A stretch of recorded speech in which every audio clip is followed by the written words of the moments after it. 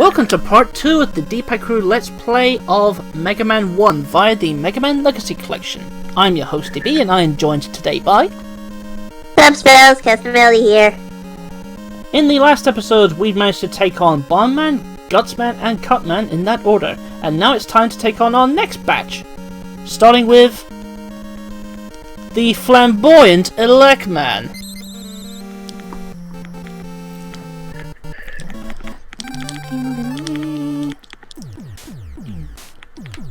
Can I just, and I'll be honest with you, I honestly prefer the Anniversary Collection rendition of Elec Man's theme. And also a little interesting. Yes! Jesus Christ! I've beaten that bitch! She is finally beaten Whitney. In that fucking mill tank! Finally!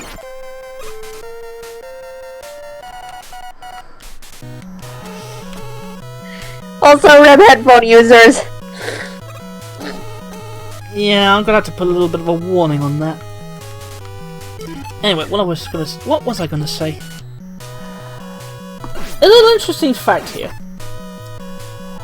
In the Anniversary Collection of the Mega Man series, damn it, I missed that live.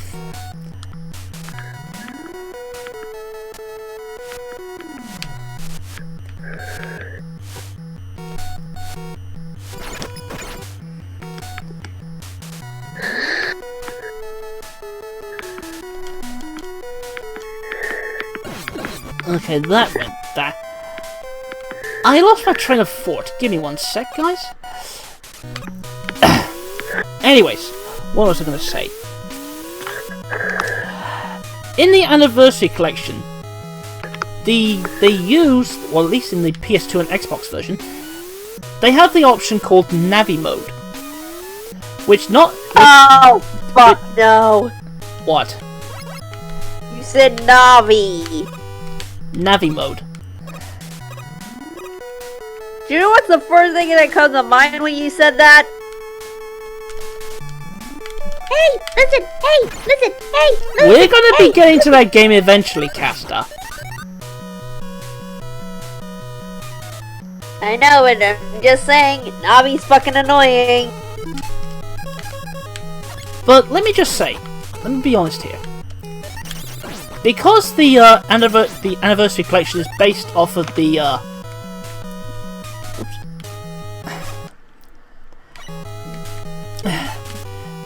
anyway, Anniversary Collection is based off of the Japanese PlayStation 1 ports of the first 6 Mega Man games.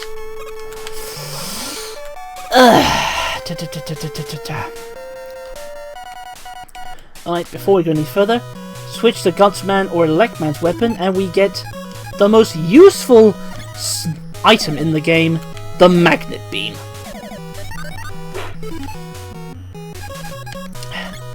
But as I was saying, the Anniversary Collection edition of Mega Man's 1 through 6 are based off of the PS1 ports that were only released in Japan. And those, to be honest, those are one versions of the games I've been meaning to try and get a hold of at some point.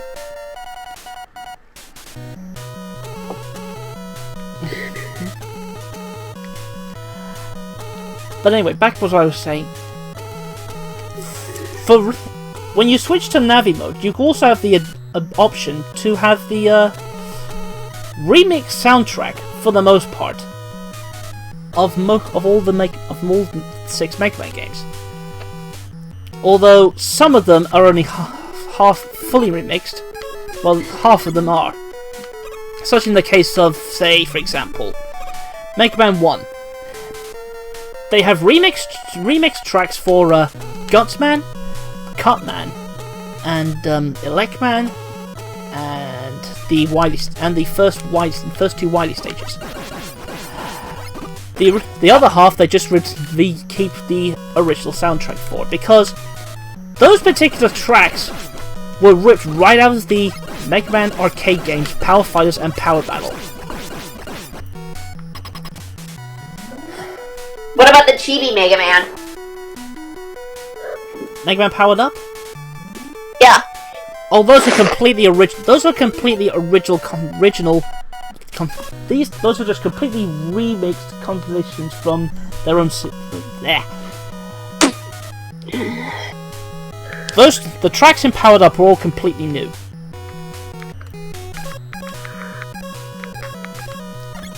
And oops.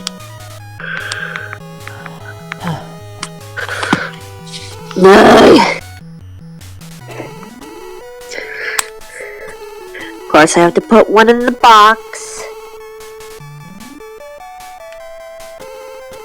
Someone wants me to carry this Pokemon to his friends. That Pidgey or Spearow? I don't know. Anyways, time to take on Elec Man. Ow.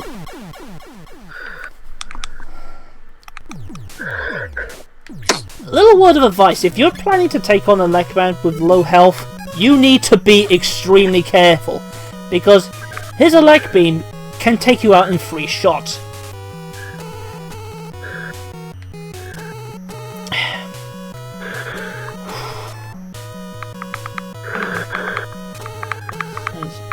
Back up the tower we go.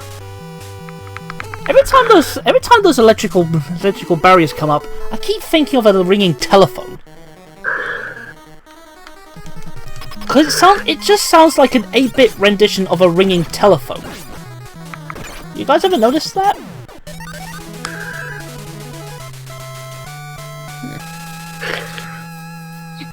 Oh yeah, DB, did you see the Smash Bros. International thing? I tried to, but the thing is, it kept buffering on me. Zelda Williams was there and she played as Sheik. No brainer, she's a Zelda fanatic. Yeah, but I thought she'd be going for her namesake. They're the same person, though. Yeah, but they made her separate in the most recent Smash titles. I know, but even so, they're still the same person.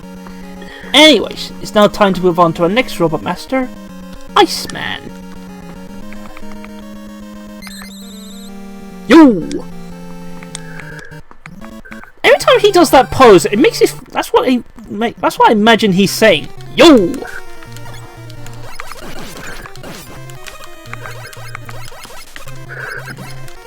Apparently, it's a Spearow named Kenya. A South African Spearow. Huh.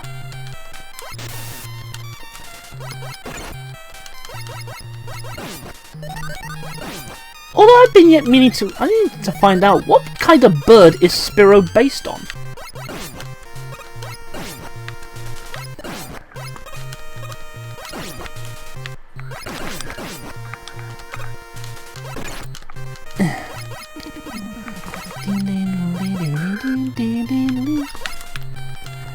And there's one problem with this stage, the freaking ice physics.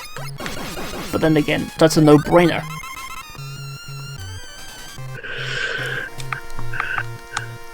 And now for one of the more annoying aspects of Mega Man 1, the freaking block puzzles. The disappearing, reappearing blocks. How we loathe you.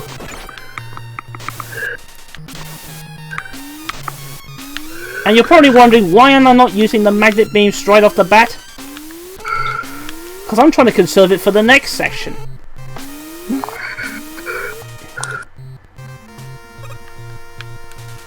Oh.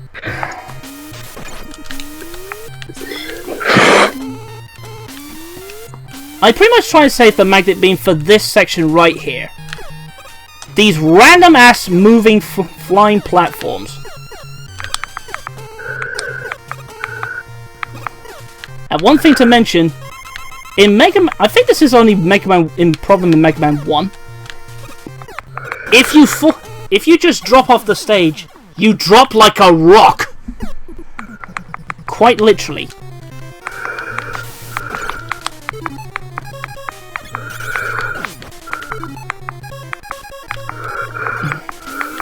On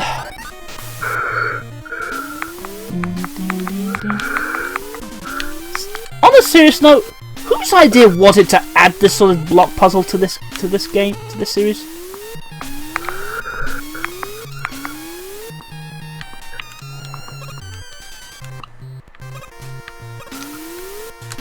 And I say this with a hint of sarcasm. Whoever made this sort of puzzle needs to be dragged out into the streets and shot.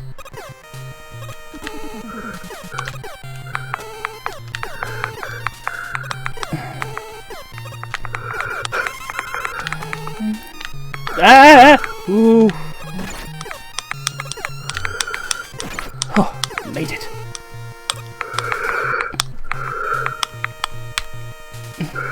Pick up an extra life. I'm going to get going eventually!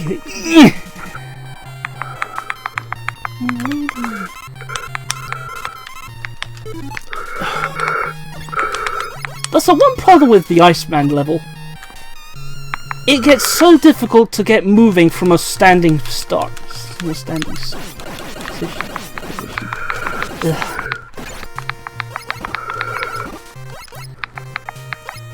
Meanwhile, I would imagine Caster's still level grinding.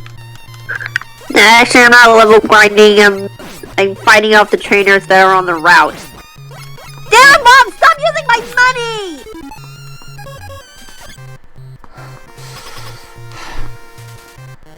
Anyways, our next Robot Master, Iceman. Like a Elec Man, his Ice Slasher can take you out in 3 shots.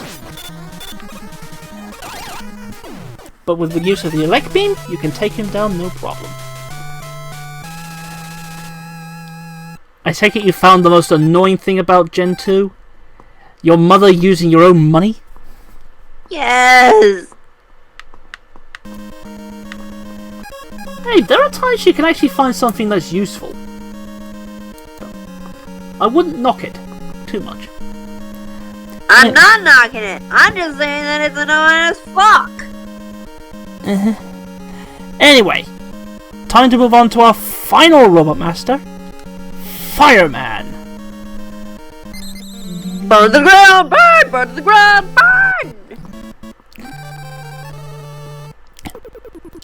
Now, it's one thing to mention.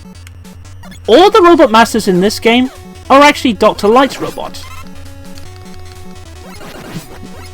Because basic plot of this game is the main antagonist of the game, Dr. Wily. He pretty much stole six of Dr. Light's creations and literally sent them to take over the world. Of course! So, in hindsight, in order to counteract the threat, the Rock, having a strong sense of justice, volunteered to be converted into Mega Man. Although, the actual US manual of the original game kind of says otherwise. Oh? I'll pretty much show you the extract of the manual later, Caster.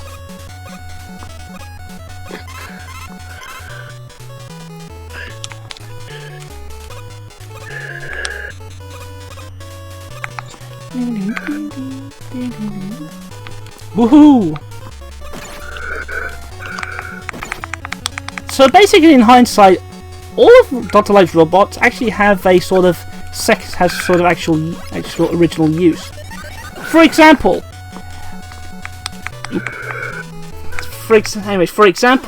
Cutman is originally a tree felling robot, built to chop down trees for land development. Why did I do that? I don't know, why did you?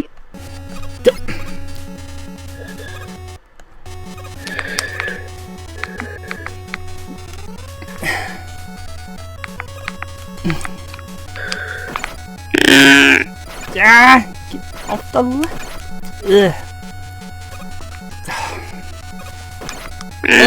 Phooey.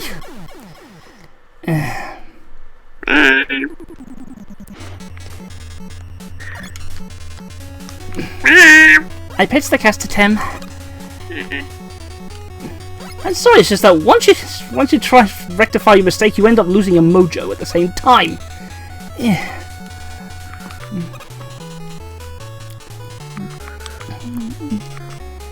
Anyway, switch to magnet beam.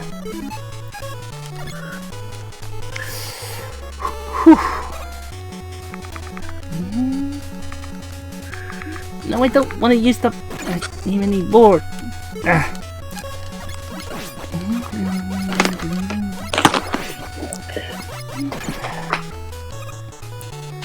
Alright. Anyway, what else was I gonna say? Anyway, Cutman's a tree-felling robot. Fireman, for example, is a waste-burning robot. Even though that it can also burn our environment.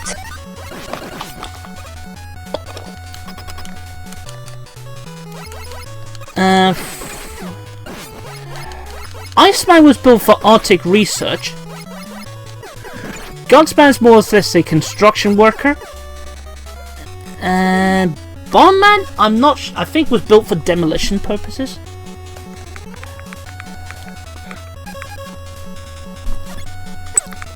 Anyways, time to take on our last Robot Master, Fireman.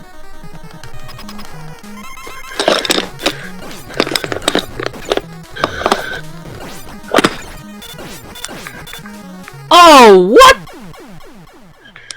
Double kill.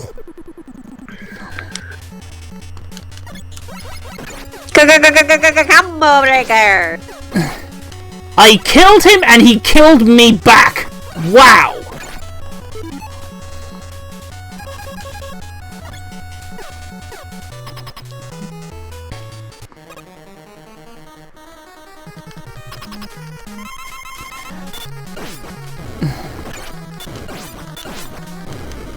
Surprising though, if you lose to him, he actually does the Charleston touchdown move.